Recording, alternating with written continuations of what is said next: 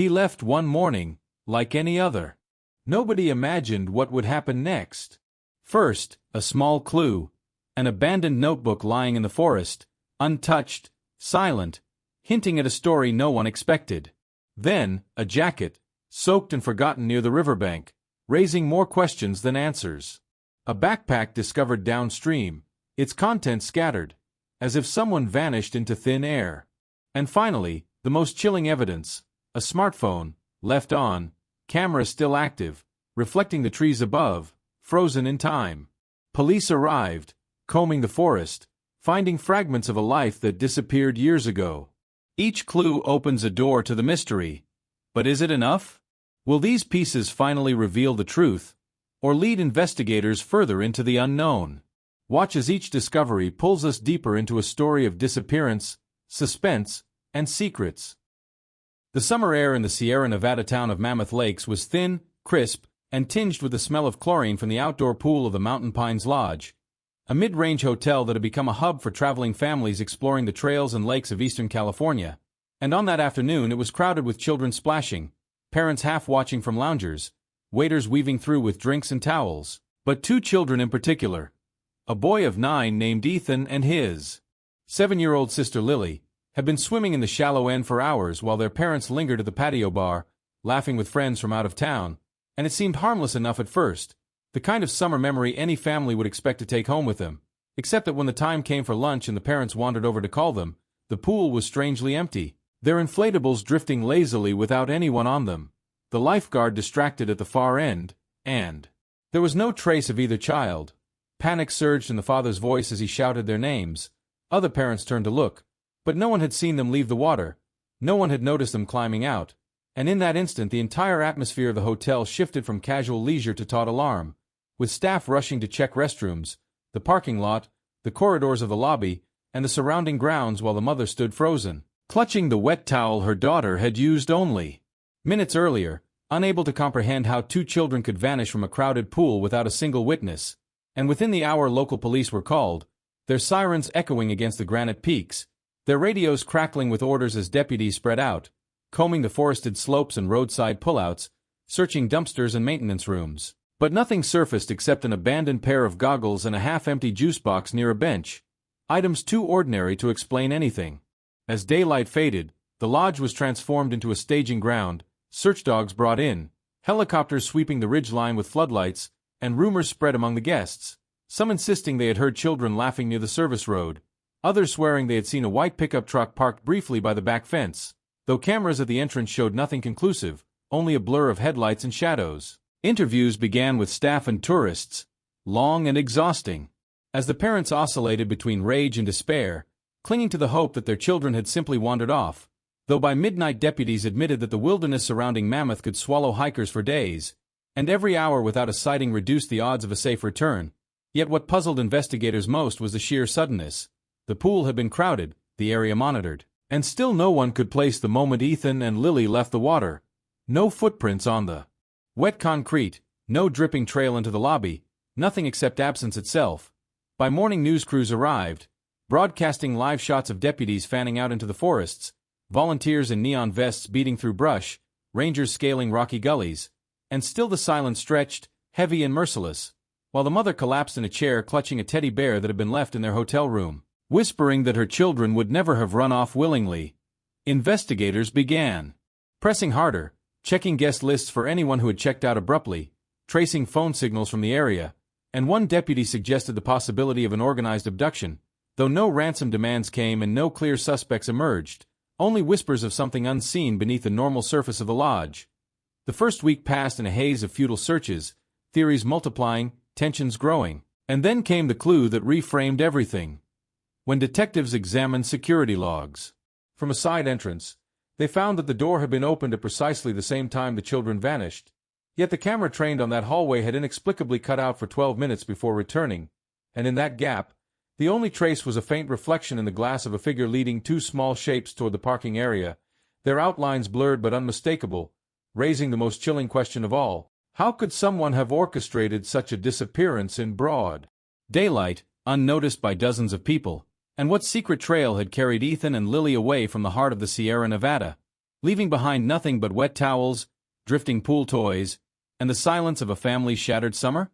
Under the heavy shadow of the Sierra Nevada mountains, the second week after the disappearance of Ethan and Lily pressed down like a weight no one in Mammoth Lakes could ignore, and while the initial shock had already sent tremors through the lodge, the wider town, and even the state news outlets, it was in the second stage of the case that the entire story transformed from a missing persons alert into something more complex, frightening, and shrouded in unanswered questions.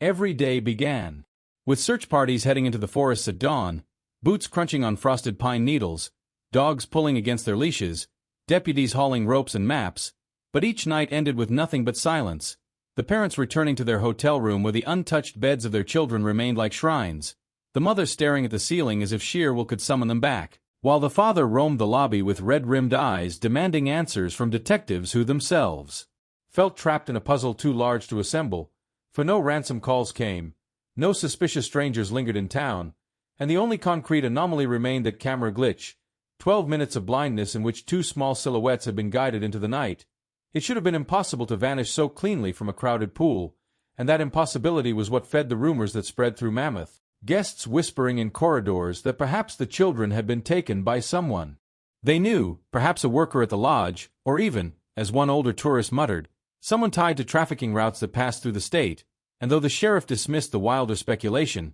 he could not ignore the pressure mounting from state investigators who now joined the case, flooding the area with resources, drones mapping ridgelines, forensic teams combing over laundry rooms, maintenance closets, and air vents, even draining a section of the pool itself to ensure nothing had been overlooked, yet every lead crumbled, every trace dissolved, until one volunteer brought in a curious discovery from a trail 3 miles out.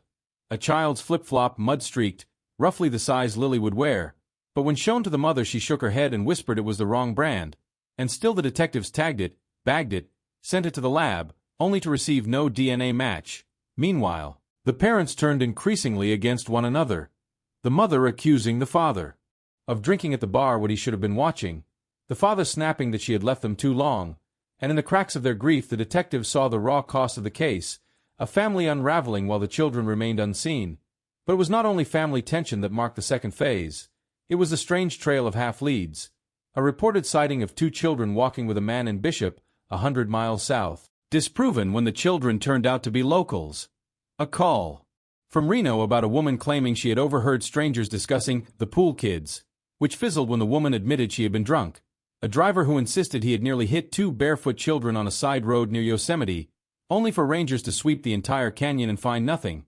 Each false lead left the parents more hollow, more doubtful of survival, and yet detectives could not abandon the possibility that someone had meticulously planned the abduction, exploiting that exact window of distraction at the pool. In interviews with lodge staff, one maintenance worker mentioned seeing a white truck parked near the service entrance days before, its driver loitering longer than usual, and though he hadn't thought much of it then, when pressed he admitted the man wore a ball cap low, sunglasses despite the dusk, and seemed to avoid eye contact, but of course the plates had not been written down, and the lodge cameras aimed that direction were either broken or missing. Footage, adding to the eerie sense that someone had tampered deliberately with surveillance. When the FBI became involved by the third week, their agents re-interviewed every witness, studied the hotel security systems, and concluded that while equipment failure was possible, the coincidence of a 12-minute blackout at the exact moment 2 children vanished could not be brushed aside, leading to the working theory that someone with inside knowledge had engineered the event, perhaps bribing or coercing staff. Yet still the central question persisted. Why no contact, no demand, no claim of responsibility? During this period the emotional spikes that gripped the case became part of national attention. Television shows broadcasting the parents' trembling pleas, neighbors from their hometown holding candlelight vigils, strangers donating money to fund the search, but behind the headlines, detectives quietly worried about something darker. For children who disappeared and remained uncontacted by abductors often ended up trafficked across borders or worse, and the race against time became a silent drumbeat in every strategy meeting. Still, even with that fear gnawing, there were moments of fragile hope.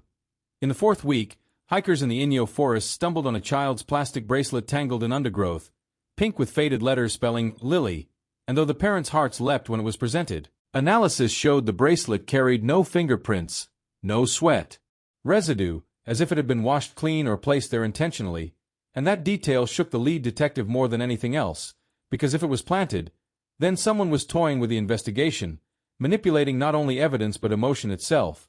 The parents broke again that night, the mother collapsing on live television, her sobs echoing through households across America, and the father clutching her shoulders with the hollow look of a man barely containing rage. And in that raw display, the case became no longer just about two children but about a symbol of innocence stolen, an event that seemed to prove how fragile even the most ordinary family vacation could be.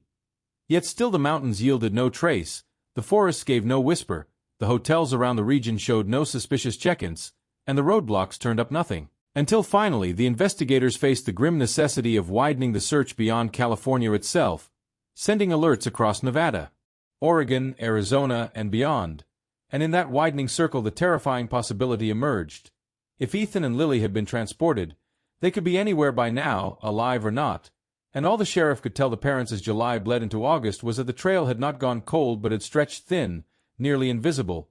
Then came the second cliffhanger. The revelation that appended assumptions and sent shock through the command center. A call placed by a store clerk in Salt Lake City, who reported that two disheveled children had entered her shop accompanied by an older woman,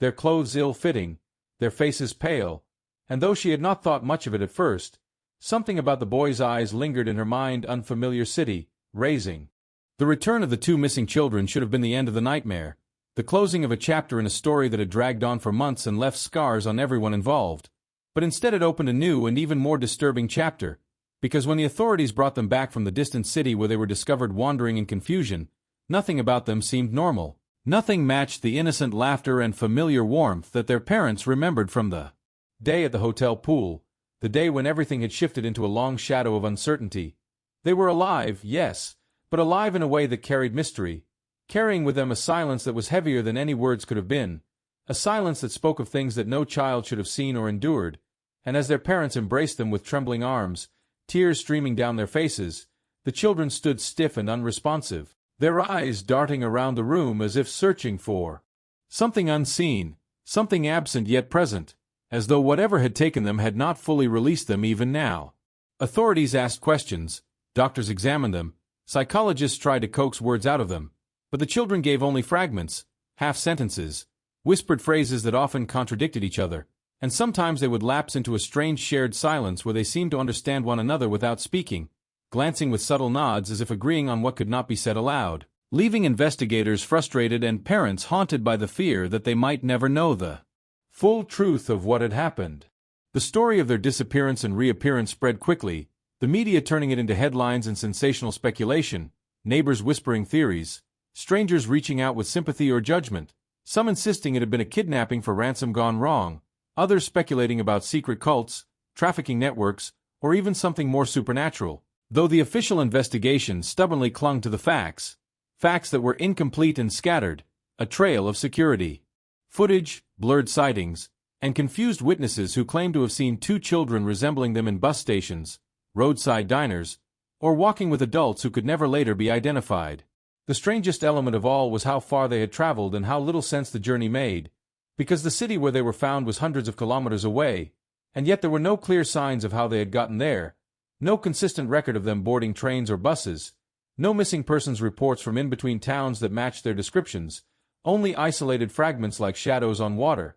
fleeting impressions of movement that could not be verified. Their parents, exhausted and desperate for clarity, begged the children to speak, to tell them what had happened, where they had been, who had taken them, but the children seemed locked inside themselves, sometimes clutching each other's hands tightly as if only they could provide comfort, sometimes waking in the middle of the night with screams that filled the house and brought everyone running, but when asked what had frightened them they would say nothing, only stare at the corners of the room with wide, terrified eyes. Months passed and the investigation seemed to stall, until one night the younger child began to draw in secret, sketching shapes on scraps of paper, drawings that at first looked like meaningless scribbles but slowly revealed patterns, houses, roads, figures with blurred faces, and a recurring symbol that appeared again and again, a circle intersected by jagged lines like broken glass, and when shown to investigators, these drawings reignited interest because they seemed to match descriptions of an abandoned building on the outskirts of the city where they had been found,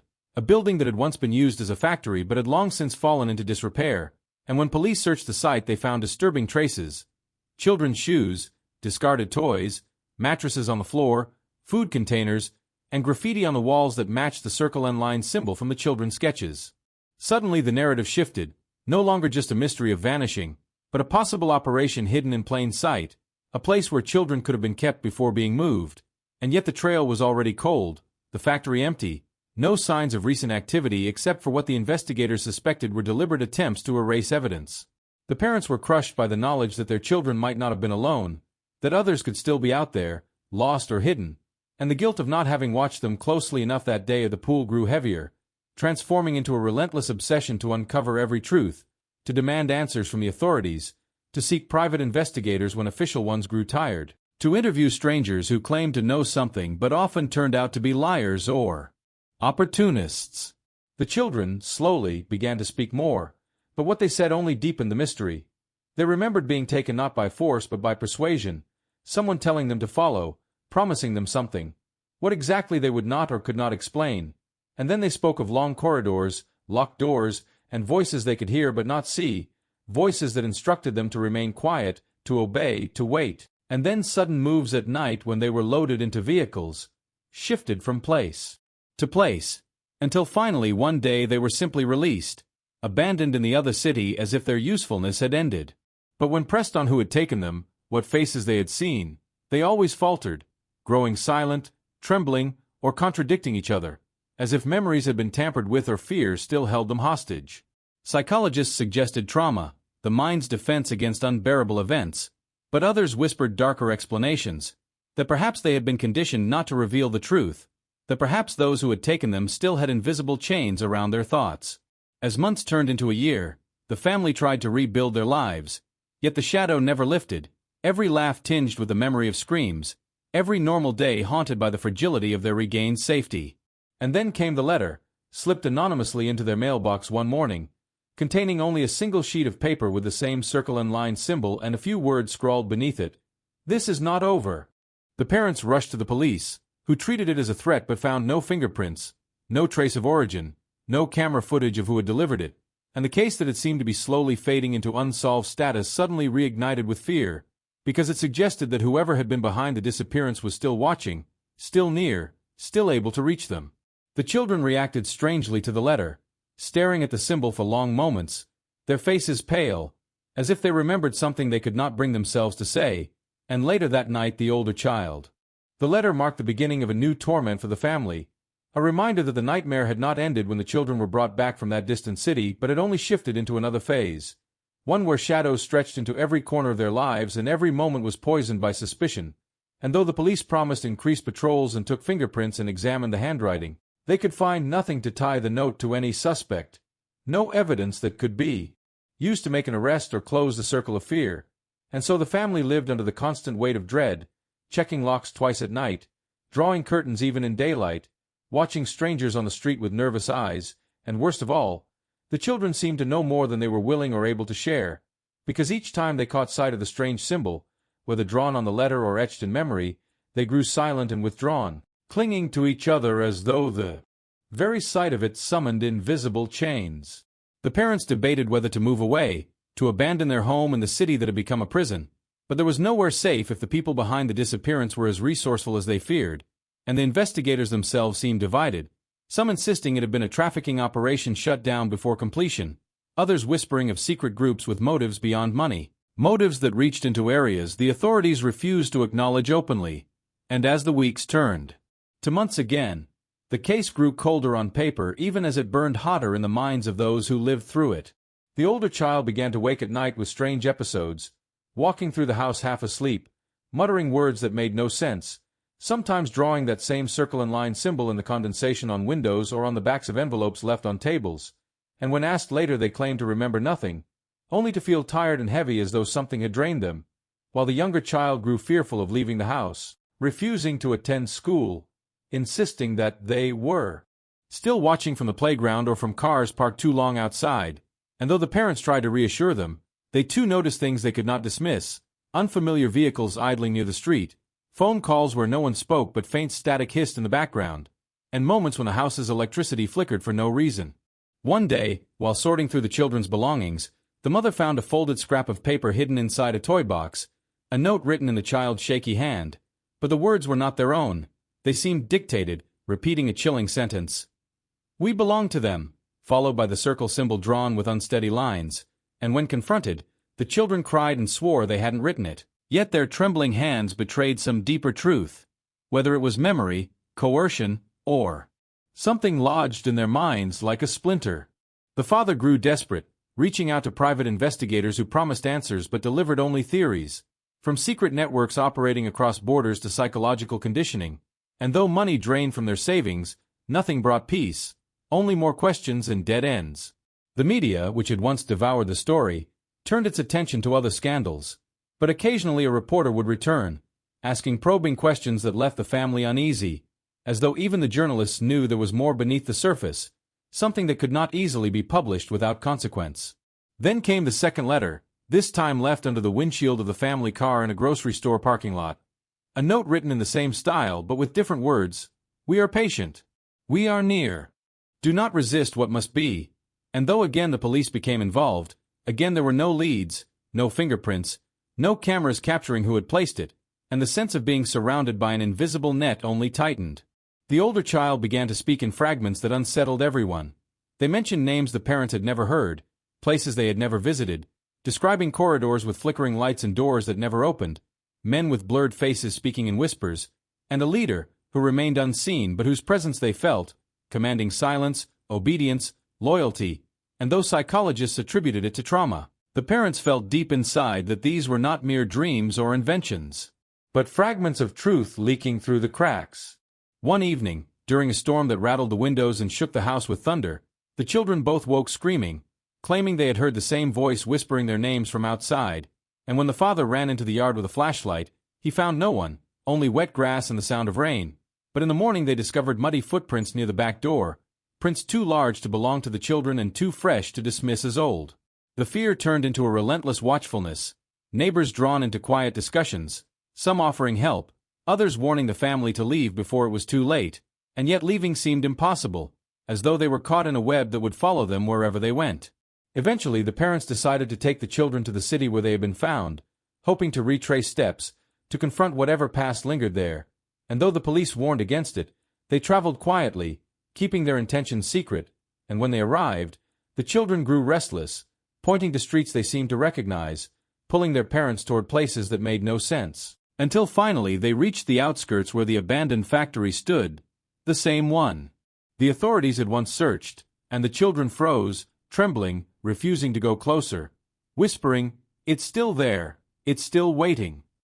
Inside the factory, dust lay thick and the air smelled of rust and mildew, but deeper within the walls bore fresh marks, new graffiti of the same circle symbol, candles melted in corners, and scraps of fabric that suggested someone had been there recently, not months ago but days, perhaps even hours, and as the parents stood in that cold silence, a sound echoed, a soft tapping, like someone knocking far away, and the children clutched their hands, begging to leave. They left, but not before the father picked up a scrap of paper from the floor, a note that seemed to have been left for them. "You should not have come back." That night, in the hotel they had chosen in the city, the children refused to sleep, and the parents, terrified of another disappearance, kept watch by their beds. But as dawn broke, they discovered something chilling. Another note slipped under their door without anyone hearing or seeing, this time saying only, "We will take them again."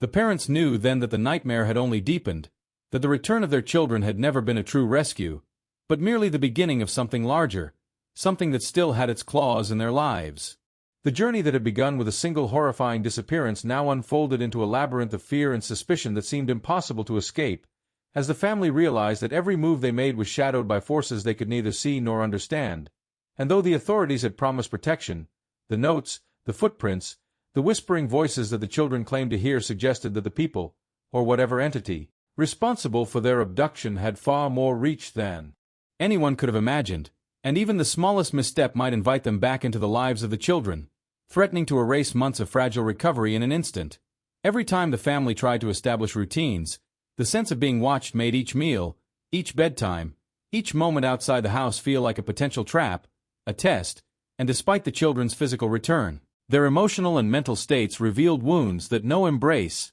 no gentle word, no psychologists' reassurance could fully heal, and so the parents resolved to take matters into their own hands, hiring private investigators, cybersecurity experts, and investigators with experience in cases of child abductions and secret networks, attempting to trace the trail that had been left in fragmented pieces, hoping that somewhere in the distant city or along the routes the children had traveled, there might be evidence that could finally reveal the truth.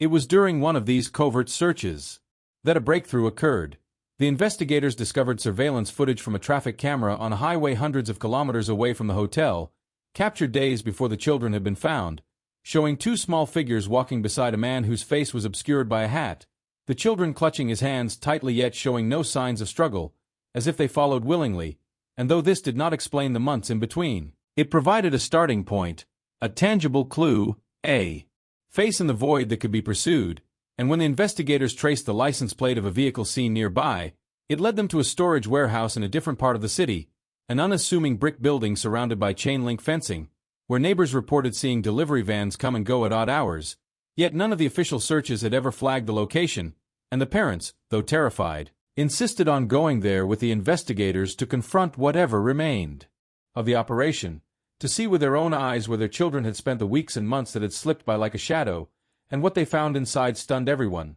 The warehouse was empty, stripped of any signs of recent habitation, yet remnants remained. Faded drawings on walls that matched the circle and line symbol, small footprints frozen in dust, and a small, discarded backpack belonging to the younger child, containing nothing but a single crumpled note that said, "They are watching still," and it was clear that someone had been there very recently, leaving a message that could only be intended for the parents, for the children, or for both, and the weight of it crushed them with the realization that the abduction had never been about simple concealment or ransom, but about control, psychological dominance, and a game that no one had agreed to play yet had been thrust upon them. As the investigation intensified, it became apparent that the symbol the children kept drawing, the circle intersected by jagged lines, was not random but a mark of an organization, one with patterns in its movements, a network that seemed to operate without detection, leaving only cryptic signs, whispers, and the occasional trace of clothing or objects, as though daring the family to follow, daring them to understand before it was too late, and though the investigators worked tirelessly, following leads across state lines, contacting informants, analyzing digital communications, every answer only produced more questions, because the organization had covered its tracks with precision, leaving no fingerprints, no digital traces, only fragments of memory in the children and the occasional symbol, and as the parents read the sketches, the notes, and the whispered words, they realized that the children were key, not merely victims, but carriers of information too dangerous for them to comprehend fully, which made the stakes higher than anyone could have imagined. Then came the encounter with a witness, a man who had once been a driver for the group responsible, who agreed to meet in a secluded park late at night, bringing with him pieces of information that were both horrifying and revealing, explaining that the children had been moved through a circuit of safe houses, trained to obey subtle commands, and conditioned to accept silence, fear, and unpredictability as normal. And though he spoke in hushed tones, terrified of being followed, his words illuminated the mechanics of the operation, the routes they had taken, and the people involved, including one figure described only as the leader, a shadowy presence who orchestrated everything, someone whose reach could stretch far and whose motives were rooted in control rather than profit. And as the parents listened, they realized that months of searching, months of sleepless nights, had brought them to the brink of a dangerous confrontation, because uncovering the truth also meant stepping directly into the crosshairs of those who had engineered the abduction. When the family returned to their temporary residence, the children were restless, aware of the discussion, and that night they woke screaming again, pointing at the windows and walls as if the shadows themselves were moving, whispering threats only they could hear, and though the parents tried to comfort them, they felt the tangible presence of a menace just beyond the threshold, a menace that had waited patiently for this moment, that had orchestrated months of absence and trauma with meticulous care, and it became evident that only by confronting the leader directly, by tracing the organization to its core, could they hope to break free from the psychological grip. But doing so would require courage, resources, and precision that the family and the investigators had never been tested by before, and the days that followed were a blur of planning, surveillance, preparation for a journey into danger, consulting experts in tactical operations, mapping routes, coordinating safe houses, and ensuring that the children could remain protected even as the parents prepared to confront the unknown, and all the while, the circle symbol continued to appear in small, insidious ways, on scraps of paper slipped into bags, in the dust on car windows, and occasionally etched into the ground near their home, a persistent reminder that the adversary was patient, watching and calculating, and as the night before the planned operation approached, the family gathered in the living room, exhausted yet determined, the children huddled together, the parents whispering reassurances, knowing that tomorrow they would step into a confrontation that could finally reveal the leader, the motives, and perhaps the culmination of months of terror, uncertainty, and relentless pursuit finally arrived on a gray, overcast morning, as the family and the investigators prepared to confront the hidden forces behind the children's abduction. A confrontation that would take them to the outskirts of the city, to a compound hidden behind high walls and thick brush, a place the private investigator called the heart of the operation. And as they approached, every shadow seemed to stretch longer, every rustle of leaves carried the weight of anticipation and dread, the children clinging to their parents, sensing the tension and the invisible stakes of what was about to unfold. While the investigators coordinated from vehicles parked at a safe distance, cameras and drones poised to capture every movement, every interaction, knowing that years of planning by those responsible had led to this moment, that the adversary they sought was cunning, patient, and extraordinarily careful, leaving no trace except the faint symbols, the cryptic notes, and the psychological imprint on the children. And when the family finally stepped through a narrow gap in the brush, entering the compound's periphery, the air was heavy with silence, broken only by distant creaking metal doors and the faint hum of generators, and as they moved cautiously toward the main building, they noticed subtle signs.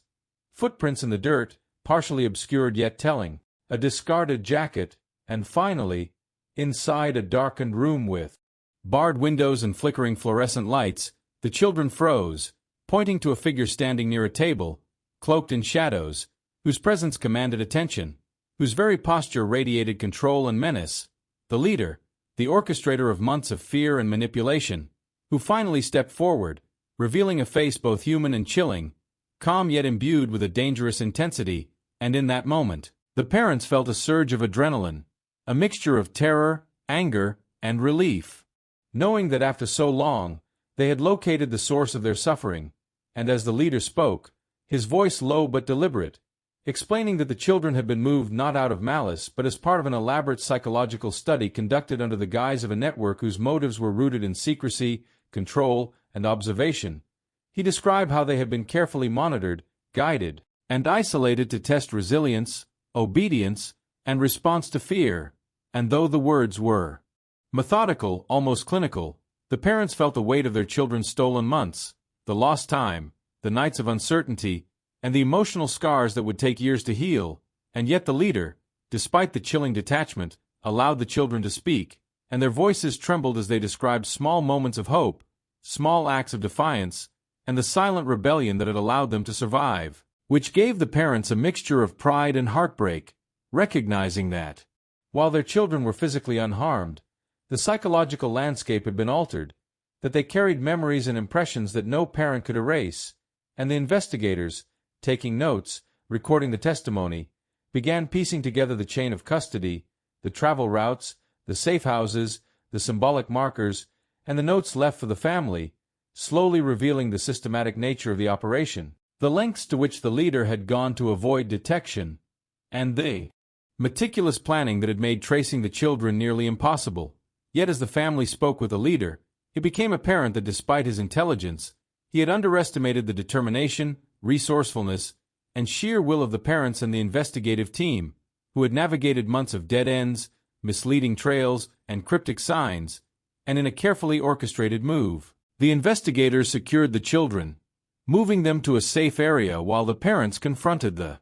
leader directly, demanding answers, accountability, and the truth about why their lives had been disrupted. And though the leader attempted to justify his actions, citing research, power, or some distorted sense of superiority, the parents' combined presence, grief, and unwavering demand for justice created a tension that forced him to acknowledge that the children's well-being, autonomy, and family ties could not be disregarded any longer. And with the arrival of law enforcement, the leader